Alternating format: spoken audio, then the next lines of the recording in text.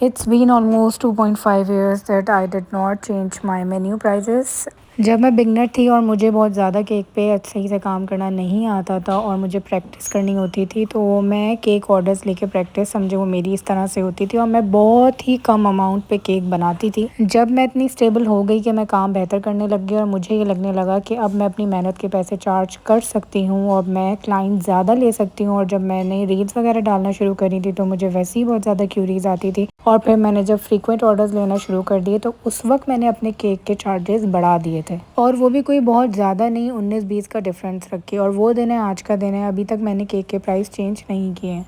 कितनी दफ़ा बीच में पेट्रोल के प्राइसेस बढ़े हैं, कितनी दफ़ा, और इस बार तो हद ही हो गई है भाई, हद ही हो गई है। एक चुन्नू मुन्नी सी टॉफ़ी दे दी है हमारे पीएम साहब ने हमारी आवाम को कि भाई ये टॉफ़ी लो और तुम लोग अपना मुंह बंद रखो, क्योंकि 80 रुपीज़ उन्होंने कम कर दिए हैं, जो कि बड़ा ही एहसान किया है हमारी ज़ात पे, हमारी नस्लों पे।